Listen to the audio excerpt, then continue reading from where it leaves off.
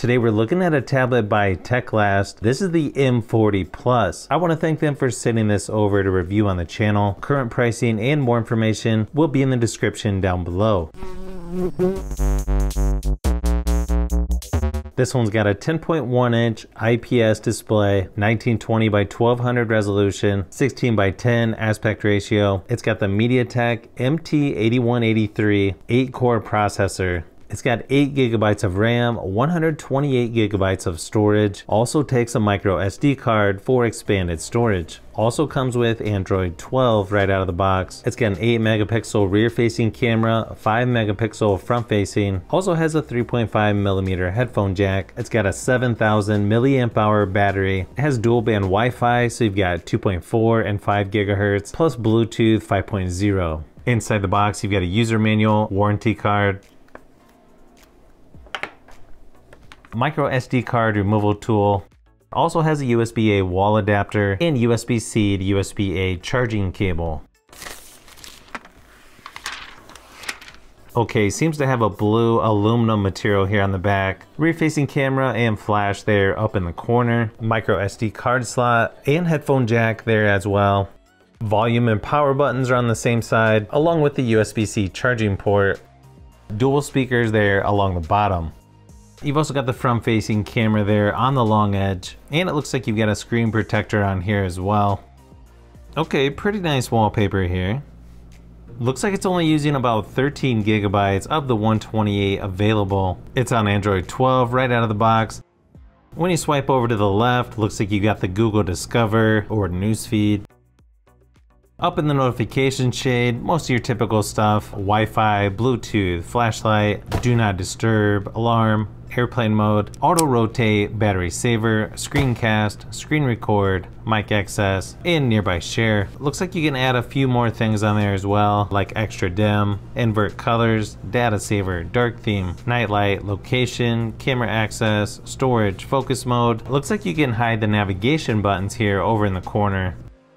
The software on here looks pretty much like stock Android, and the pre-installed apps are mostly the ones from Google. And it's not going to have the best viewing angles. It does go up to 4K upscaled resolution on YouTube, but it doesn't actually play videos that well at that resolution, so I wouldn't recommend it. And then you're going to get SD playback resolution on apps like Netflix.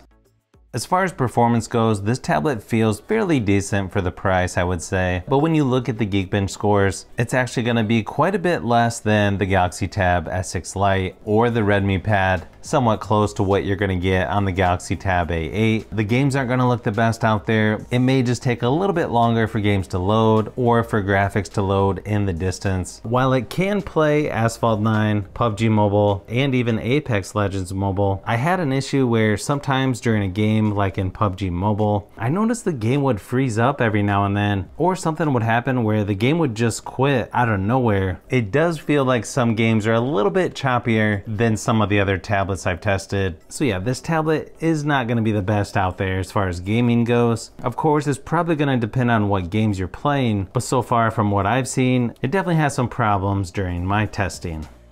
Now, even though this only has 2 speakers there on the bottom, they're actually quite a bit louder than I was expecting. Let me give you a quick sample just to give you an idea of what to expect.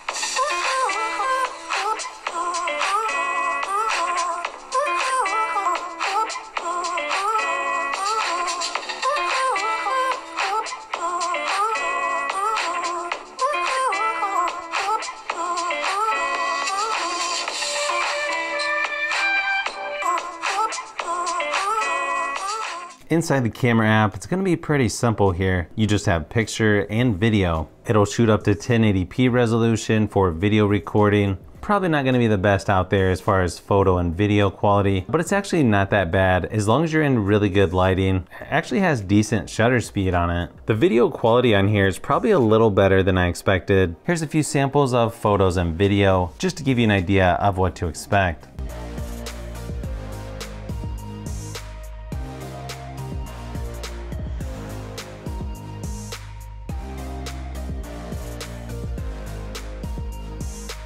If the light's kind of dim or just in darker situations, yeah, it's gonna struggle. But just like with any tablet or phone, you wanna make sure you've got really good lighting just to get the best results that you can. I've got a lot more tablet comparisons to do, so you'll definitely wanna look out for those upcoming videos.